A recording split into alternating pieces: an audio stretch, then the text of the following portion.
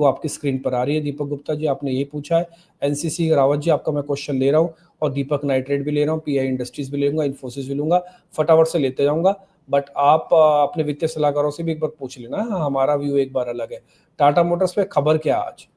खबर यह है कि जेएलआर का कैश फ्लो कम होने की आशंका से शेयर 5% टूट गया। चीन में लगातार इनकी बिक्री कम हो रही है। कंपटीशन से मार्जिन पर दबाव हो गया।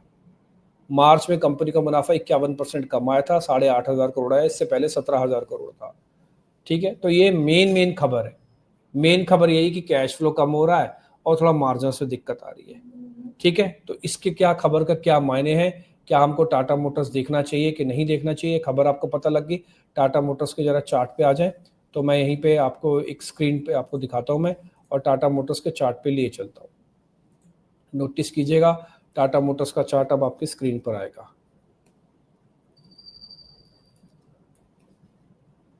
आपकी स्क्रीन पर टाटा मोटर्स का चार्ट है, देख लीजिए। ठीक, इसको मैंने डेली बेसिस पर रखा है, कुछ भी खास मेरे को प्रॉब्लम तो नहीं दिख रही है। ठीक है, थोड़ा डाउनवर्ड स्लोपिंग है, बट डाउनवर्ड स्लोपिंग का आज पहला दिन है जब फिर से इसने अपनी 50 दिन की एवरेज को ब्रेक किया। I repeat my self, today is the first day जब फिर से इसने अपनी 50 दिन की एवरेज को मेंटेन की है।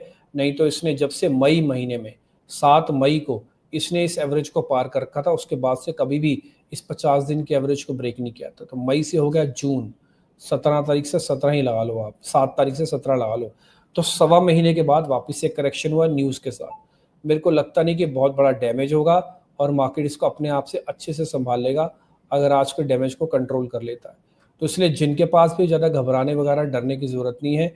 मार्केट के एक और पॉइंट, ये अपने हाई से करीब करीब अगर आप देखोगे तो ये 50% टूटा हुआ है और अभी के हिसाब से ये टूटा हुआ है करीब 43%। तो कोई दिक्कत नहीं है। ठीक है, शेयर ऑलरेडी अपने हाई से अच्छे से करेक्ट हुआ शेयर है, तो मेरे को इस शेयर के अंदर ऐसा कोई प्रॉब्लम लगती नहीं है। स्टॉप लॉस टारगेट क्या होना चाहिए टाटा मोटर्स का, अभी आपकी स्क्रीन पर आ जाएगा, पहले जरा चार्ट समझ लो। ठीक है जी, तो रफ आपको आइडिया लग गया। टाटा मोटर्स में मेरे को ऐसा कोई भी प्रॉब्लम लगती नहीं है। और वैसे भी इन्वेस्टमेंट्स का शेयर है, इसमें ट्रेडिंग कौन करता है? ये हार्डकोर इन्वेस्टमेंट्स का शेयर है। खबर की वजह से आज थोड़ा 50 दिन के एवरेज के नीचे आया। ये अगर कल रहेगा तो फिर डैमेज बढ़ाएगा, नहीं रहा तो फिर से वापस ठीक हो जाएगा और फिर 750 और उसके ऊपर के लेवल भी आ सकते हैं टाटा मोटर्स के अंदर। ठीक है जी, टाटा मोटर्स के चार्ट हो गए स्क्रीन पे कवर। अब मैं इसको जरा रोक रहा हूँ यहीं पे और अपनी स्क्रीन को वापस से शेयर करके दिखाता हूँ कि टाटा मोटर्स के अंदर जो खबर थी उसके बाद उसका स्टॉप लॉस टारगेट क्या बनता है। चार्ट आपने देख लिया, अच्छा माफ कीजिए, खबर वापस दूसरी सनफर, यह है टाटा मोटर्स का चार्ट। तो टाटा मोटर्स पे बाय करना है 675 के आसपास, 760 940 आपके दो टारगेट है, 640 का स्टॉप रखना। रिस्क कितना है? 675 से 640 का, सिर्फ 35-40 रुपए का रिस्क है। पैसे कितने आएंगे? सीधा 100 रुपये। रेशियो क्या होगी? 1:3 की होगी।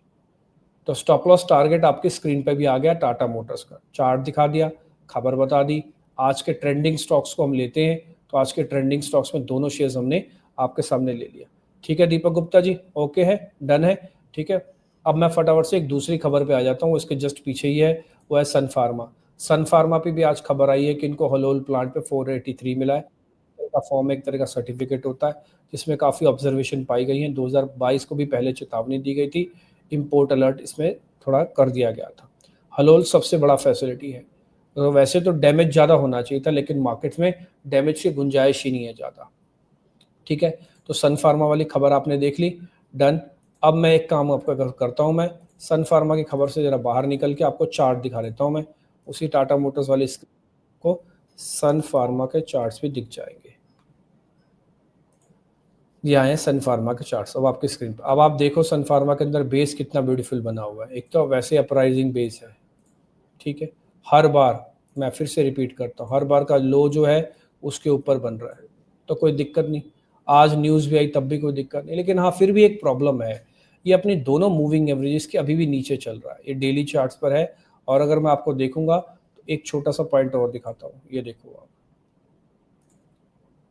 ये एक फनल में फंसा हुआ है और अपनी एवरेजेस के नीचे है। वैसे तो कोई दिक्कत नहीं, लेकिन एक बार ना इसको 1715 1720 आ जाना चाहिए, उसके बाद ये देखना दौड़ लगाएगा और 1850 भी पहुंचेगा, 1815 भी पहुंचेगा। मेन लेवल क्या है इसका? 1700 आप चाहो तो यहाँ पे भी खरीद सकते हो, चाहो तो थोड़ा सा 1700 के ऊपर भी आके खरीद सकते हो। यहाँ पे आके खरीदना है तो वॉल्यूम को बेहद कम करके खरीदना। ठीक है जी, तो ये मैंने बेहद कम करने के लिए आपको वॉल्यूम बोला। सन फार्मा देखो कैसे फंसा हुआ है, देखो बॉस हम सब कुछ आपके सामने रख रहे हैं सीधा सीधा। कहते हैं ना हाथ कंगन को आरसी क्या, पढ़े लिखे को फारसी क्या, कुछ कुछ वैसा ही है मामला। तो चार्ट आपके सामने हो गया, मैं इसको रोक दूँ यहीं पे चार्ट पे, वापस से प्लेट पे आ जाएं। एक बार जरा सन फार्मा की खबर आपकी स्क्रीन पर आ गई होगी। सन फार्मा का स्टॉप लॉस टारगेट आपकी स्क्रीन पे है, आप जरा नोटिस कीजिएगा। ये है स्टॉप लॉस कितना, 6.15 का रखना। टारगेट पहले 17.15 मिलेगा, फिर 18.15 मिलेगा, 17.15 रो रो के मिलेगा।